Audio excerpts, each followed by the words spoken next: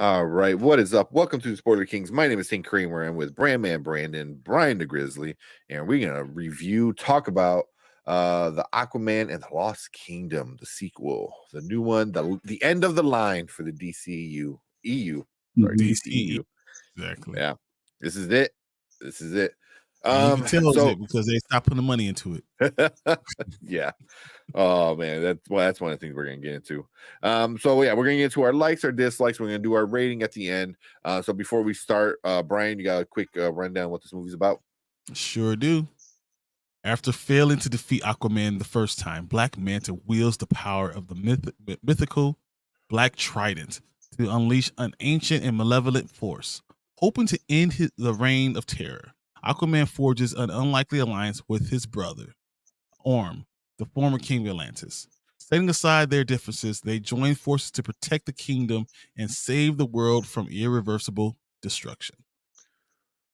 That's a really good synopsis. That's exactly what happened. Yeah. Yeah. So let's get right into our likes for this one. Brandon, what did you like about Aquaman? I'd say first and foremost, this movie really did keep me entertained all the way through. I just had a fun time. I saw it yesterday with my parents and my sister. I think we were all pretty unanimously entertained from beginning to end. It was just a good fun time. Jason Momoa and Patrick Wilson. Patrick Wilson in particular very much understood the assignment. I felt Patrick Wilson was the best actor in the movie. You could tell Momoa was just having fun as usual. I thought that it was very competently directed. Like I've mentioned a couple times on here, I really do like James Wan as a director. I thought even if all else did fail, it was very competently directed. He even kind of tapped into a little bit of his sensibilities as a horror director. You know, he's directed a handful of horror movies. Saw, Dead Silence, the first two Conjuring movies, Malignant. Like kind of the scenes where Dr. Shin, kind of falls into that chasm. Some of the other kind of creatures that the Black Trident had released had kind of a horror vibe to it, which I appreciated. He got to kind of tap into it. It kind of reminded me of like Sam Raimi tapping into kind of his horror sensibilities with elements of the Spider-Man. He would do that from time to time throughout. What else? I liked that we saw a little more of Atlantis and just kind of like the underwater kingdoms in general. That was nice to see, and I thought the CGI was pretty awesome. I thought. Who would have thought Jason Momoa riding a CGI seahorse would actually look kind of cool? But yeah. I thought it was serviceable. If I had to sum it up in a word, Yeah. Okay. Sorry. Wait, what about you, Brian? I thought it was a great buddy cop type of film. Honestly, Patrick Wilson, Jason Momoa, they just were perfect together. They just played off each other so very well. I enjoyed it the entire time. The banter, the brothers, you could feel it. They felt like brothers. Like you understood that banter, that sibling rivalry. And you could feel them getting closer and closer, understanding each other more and more. I thought that was awesome. I wanted more. I wanted even more. I feel like I could have a continuation of those characters because they made sense. I thought that was fun. Yaya, I know, Black Manta is a badass in the comic books. He really is. But I just enjoyed seeing a more powered up Black Manta. I know it's more, we could talk about that later about him overall, what it is, but I felt like it was cool to see at least having a villain worth the word villain.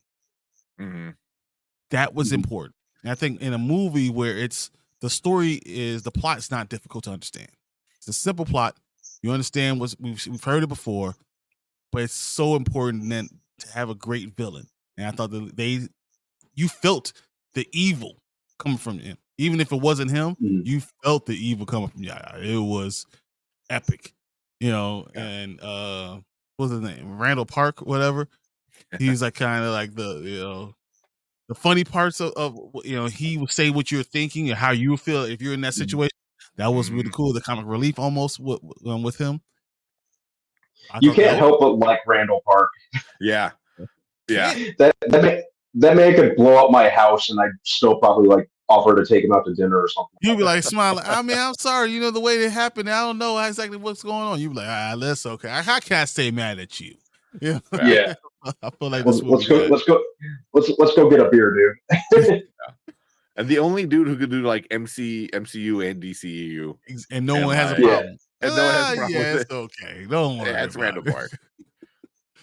But I thought all those things were really cool, and just overall, I enjoyed my time. I walked out knowing that there were some problems and not caring. So that's my likes. Yeah. So a little bit of this. One of my favorite scenes. So this is a little bit of a spoiler. Is from Yahya Abdul with him like talking in the mirror. I was like, that's awesome. That was so awesome. And then Randall Park's character comes in the back and that interaction with everything. And he closed the door like, yeah.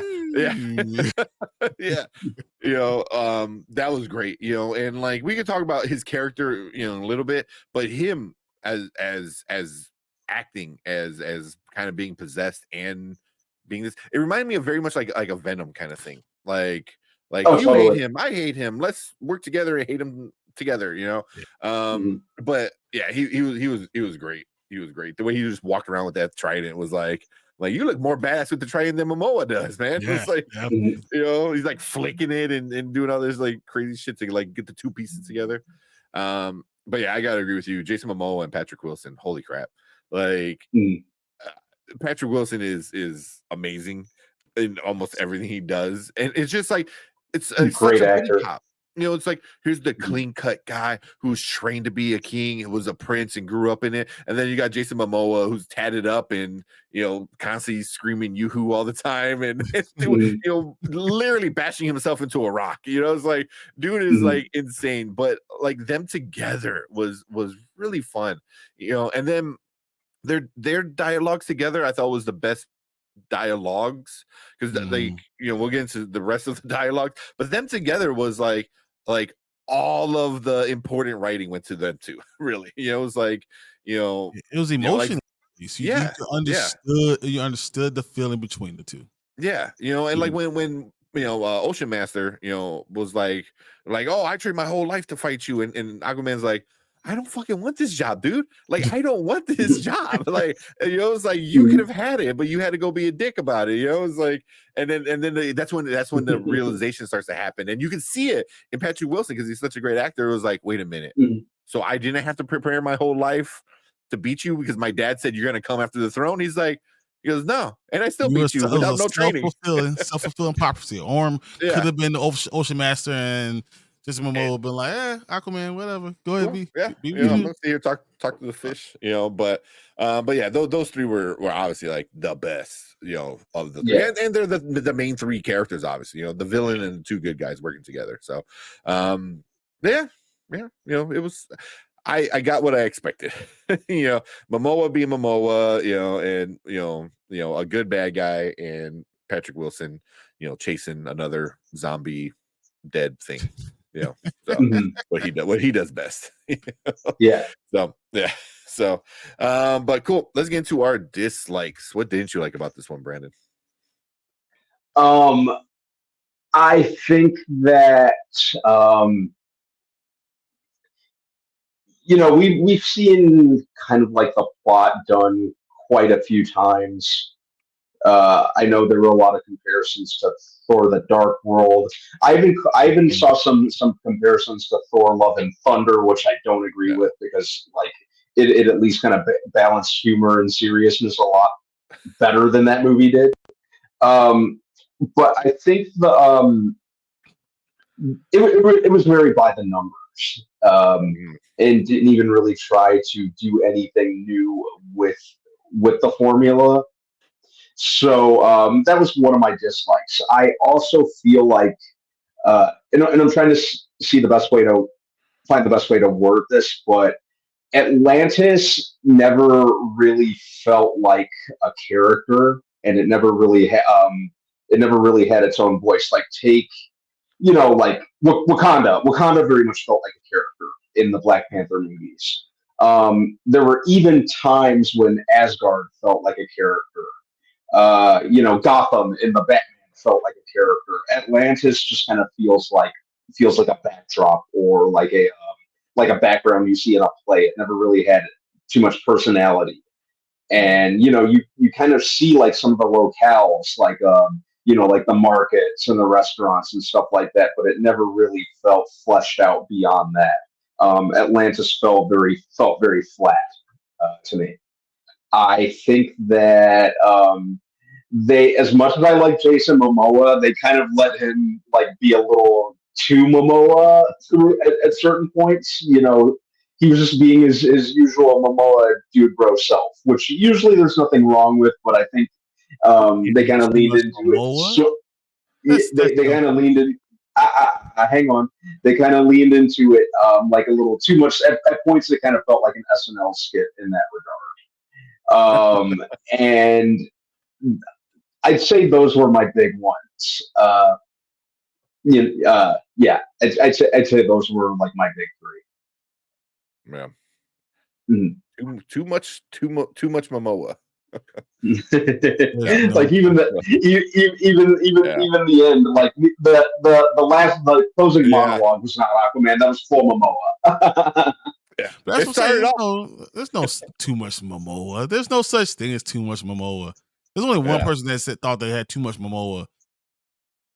He divorced him. But that's it. That's the only person. That's the only one. And she still loves him. So that's craziness. Yeah, right. Yeah. I think this movie was his unofficial audition for Lobo.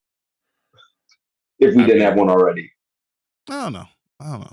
I thought that he did a pretty decent job at just Aquaman, but I think he's done other things as Lobo that tells his personality is going to work out well. Fast and Furious. Yeah, exactly. Fast and Furious. Exactly. That is Lobo. My dislikes. I actually felt there were some points where the CGI did not work. I feel like there's some things that just did not look good. When you're looking at the city, it's obviously supposed to be this epic, beautiful palace type place, and there's some places where it looked like it was fuzzy. Like you could tell it was green screen, and they didn't just finish it. Like they were like, we're not putting more money into it.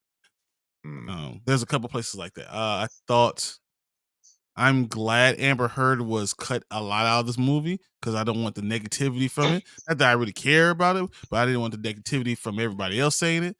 But you don't need to be the one saving Aquaman's butt twice. That was kind of a little bit much for me. It's all right, whatever. Because that's just gonna bring more negative.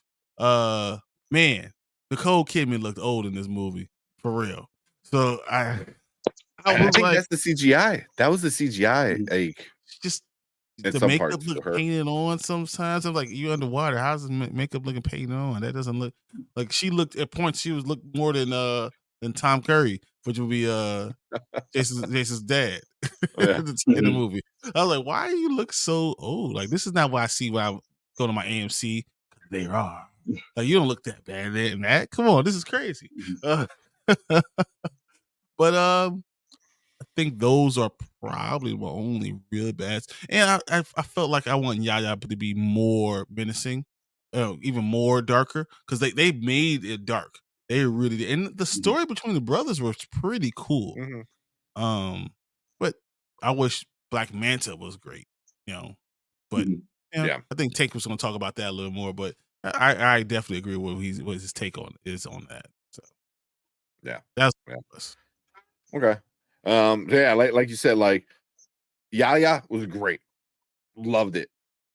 I liked Black Manta. I just wish they allowed Black Manta to be the main villain because it was him, but he was more of a vessel for the evil dark, brother or whatever the hell, the demon brother, from Atlantis. So he was just like a vessel, and it kind of reminded me of Venom, but without the badass ness of the Venom. It was just like, oh, you're just a voice in the head that gives me knowledge, and I have the magic stick. You know what I mean? So it was just like, because as soon as it left him, like he literally got bitch slapped by Aquaman, and then that was it. I was like, oh man, come on, dude! Like you're a badass. Like on your own, you're a badass, and that's what I wanted to see more of that. And I wouldn't even, however he did it, maybe he would have like double crossed the other bad guy and himself becoming like kind of taking the power for himself or something like that. But the whole time he was just a vessel, and I was like this left me a little disappointed with. I just wanted more from the character rather than just being, like an avatar for the big bad guy, So yeah, especially with the way built up, with the with what they built him up, the way they built him up at the end of Aquaman 1, with him teaming up with Shin and that sort of thing. Yeah, he could have been badass on his own. Well, heck, he was badass on his own in the first movie. In the first one, yeah. Yeah, in the first one, he was tearing shit up. Yeah, and that's why I was like, he should have like learned a power and then harnessed it over rather than harnessed it and become powerful rather than just that. That was my biggest like letdown. Kordak being the real bad guy. Yeah, and as much as that side story was kind of cool, where it's like, oh, even King of Lantern had an evil brother, and now you have the Now in Times with him and an evil brother. So I'm like, okay, cool, that's fine, whatever. But it's like, but it was just at the cost of Black Manta not being as badass, as he was, or should be. But and the same thing with CGI, man. Like, there's some parts that look great, like Brandon said, like you have a dude, in a gold suit with scales riding a fucking giant seahorse jumping out of the water. That looked really cool. Like, I'm not gonna lie, that looked pretty cool. But there's some scenes that look cool, and then some scenes just look like unfinished, like you said, fuzzy. Some of the chase scenes, I'm like, oh, that looks weird. Some of the close-ups on Nicole Kidman was like, a lot. Sometimes when they're just floating in the water, it looked off. Like it did, like it didn't look as flawless as it did in the first one. In the first one, it was like, oh, they're in water. This one, I was like, oh yeah, it's like, I don't know, it's weird. Like we just ran out of money, so we stopped doing stuff. Yeah, like we're a dead fish in water. So it was like, all right, no one's gonna give us more money, so which is fine, whatever. It didn't ruin the movie for me, for the CGI, but and then some of the dialogue was a little corny, a little much. Martin Short was in it, and I think whenever you get Martin Short, you tend to get there's corniness with that. Where I think he was the voice of the crab dude, right? I think he was. No. Or was he? Yeah, that was him. I'm not.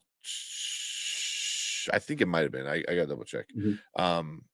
But yeah, some of the dialogue was kind of like lackluster. But I mean, like I said earlier, like all the main dialogue went towards Aquaman and Ocean Master. Everything else was kind of like, yeah, you can whatever. So, but it was a little weird at points. But yeah, that's pretty much it I got for that. Cool. Anything else you guys might have missed you want to bring up right before we get to our ratings? Just the Martin Short was Kingfish. That's the one with the crab, right? No, he was the Kingfish. He was the evil the syndicate, like underground syndicate one. Yeah, that was Martin Short. It was. Yeah. Oh god, that was a horrible scene. That whole scene was fucking stupid. I did not like that. You wasted it. Okay. Yeah. Voice cameo of Martin Short, you missed that. You just totally missed that. Yeah, that was. That was like that whole scene. I was like, why is this scene even in this movie? It's like I just feel like it wasn't. It's like they just went cool. Yeah. And then they got away because the squid inked people. I was like, what? Meanwhile, the singer's still singing in the background. I'm like, it makes no sense. It's stupid. Oh man. Yeah. Oh, I forgot about that part. I'm probably out. That's why. But cool. You guys ready? We'll get into our ratings. Bring this up here. So here at Spoiler Kings, we keep things nice and simple. Now, later, never. Now means you go check it out right now before it leaves theaters. Later means you wait till it's at home and stream it at home. And never means just skip it altogether. It's not worth your money. Brandon, what are you giving Aquaman and the Lost Kingdom? I was kind of thinking about this before we hopped on. As fun a time as I had with this movie, it really is the end of the DCEU. I can't lose sight of that, and there's really not any urgency to see it. It's not leading to anything. This is the end before James Gunn reboots everything. So really, you could. I can give this a later. You can wait for it. As fun a time as I had, it's something that you can wait on until it's on streaming, which will probably be like in a month and a half anyway. It's a fun time, but it's not a fun time that you have to like rush to see it. So Okay. I'll give it a later. Okay, we got a later from you, Brian. What you giving it? I really enjoyed this movie. I think my kids enjoyed it. It was fun. It wasn't too much thinking about it. It was just going to the movies and just enjoying ludicrousness. And it was fun. I mean, it had good time, good spots, good acting in some parts, and some was bad acting, but it was still fun to watch and to be a part of. And with all those good things said, I have to give it a later. Not because it's not good, because it is. It's all those things. I enjoyed it. It just doesn't matter. And I have to be consistent. If I want to say the same thing about Flash, if I want to say the same thing about all these other things from the DCEU that they released this year, then I have to be consistent about this. It doesn't matter. So you can watch it later. And I blame James Gunn for that. Yeah, but did I enjoy it? I did immensely. I really did. But just when something doesn't matter, you don't have to run out and go see it. Okay. So that was one thing I was thinking about too, was like it being part of the bigger universe. And I would say the Aquaman movies 1 and 2 are great for that. Neither movie mattered to the universe at whole. They didn't have shitty like cameos. Oh, here's Wonder Woman, here's Batman, here's Flash. They didn't do that in either movie. You know what I mean? So I appreciate that. It was like, no, this is an Aquaman movie. It's not Aquaman. Oh, but here's Wonder Woman. It's like, no, it's Aquaman, and all you need is Jason Momoa and Patrick Wilson. Like, that's it. I don't need any other cameos. I don't think they did that in the first one. I'm trying to remember, and I really don't remember them doing that in the first one. There weren't any cameos in the first one. There's just like a really brief reference to Steppenwolf in the Justice League movie, and that was about it. There were rumors that. Did she talk about something happened? Something else happened.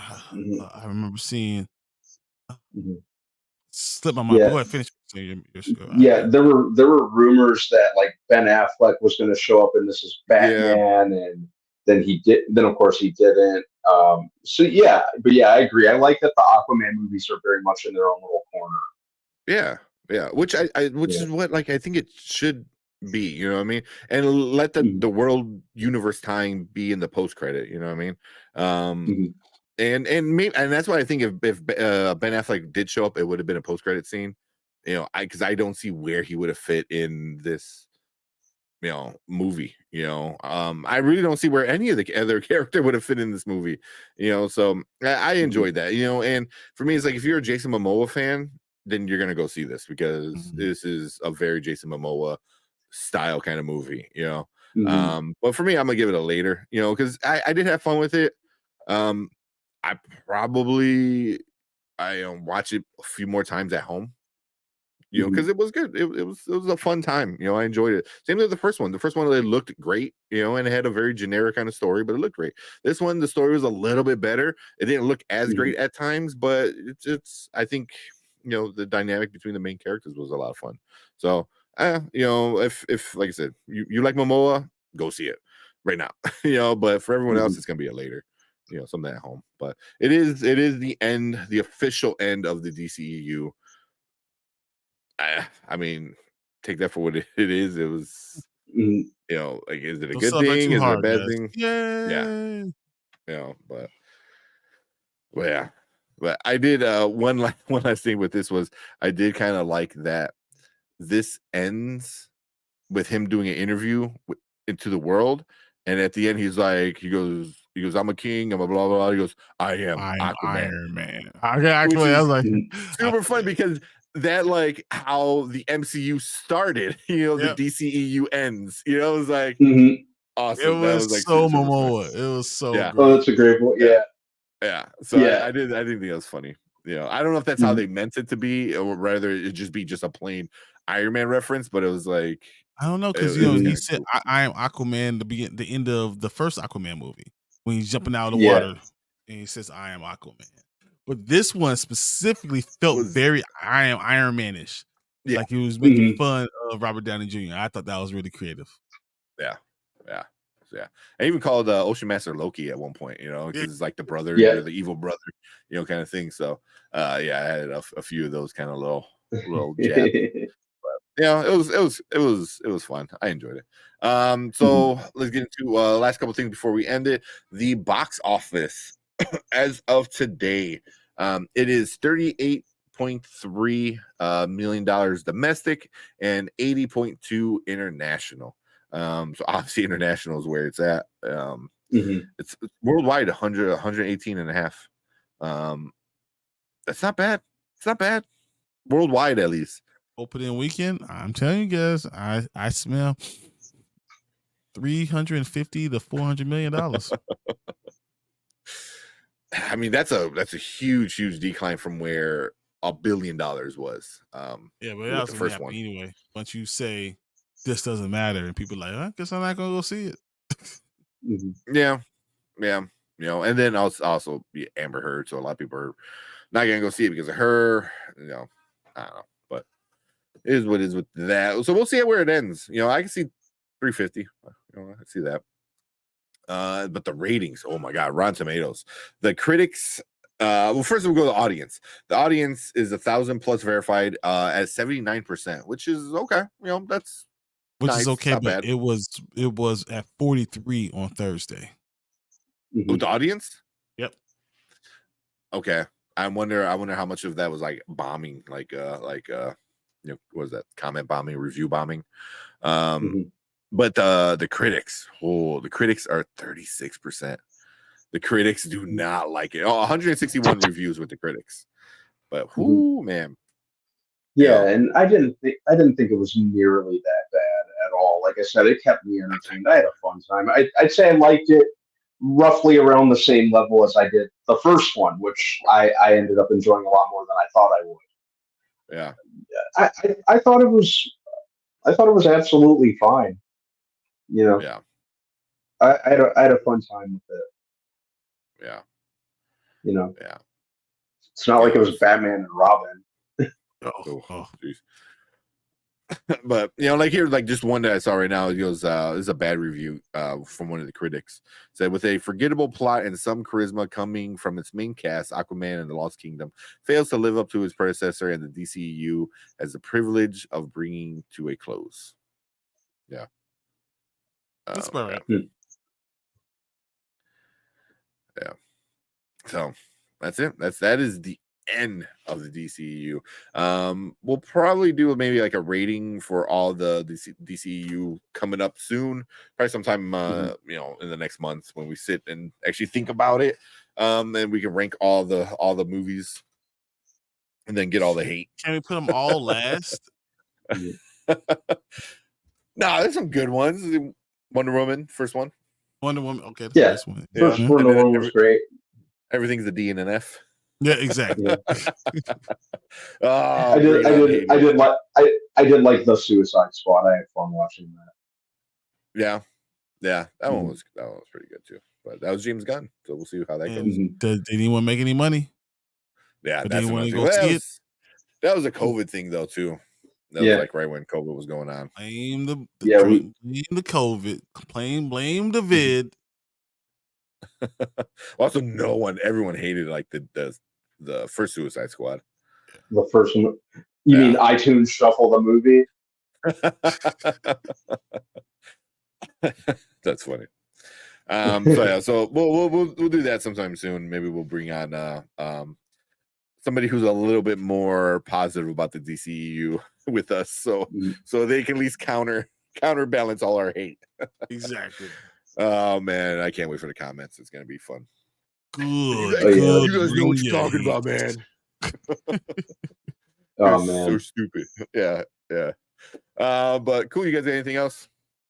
No, fun. I enjoyed it. All I had. I had a fun time for those 2 hours. Yep. That's really all I could ask for. I don't think that. Sorry, I'd say it was nice that the DCEU like ended on a somewhat fun note. I don't think it was the wet fart that everyone was making it out to be. Yeah, I do agree with that. A wet fart. It's because it's underwater. That too. Yeah. But cool. Appreciate everyone coming in, hanging out with us, watching our review and thoughts about it. We didn't hate it as much as everyone else hates it because it's getting a lot of hate. But we want to hear from you. Leave a comment down below. Let us know what you think about it. Did you hate it? Did you like it? Are you somewhere in between? Let us know. Let us know what your favorite scene is, and also leave a comment. Let us know what your favorite DCU movie was. I'm kind of curious to know what that is. But appreciate everyone coming in, hanging out with us. Hit that subscribe button, hit that like button. Come join us live every Monday and Thursday. We have a lot of fun with our live shows, so you can come and hang out and be part of the show. Appreciate it. Thank you guys. But we will see you guys in the next movie review.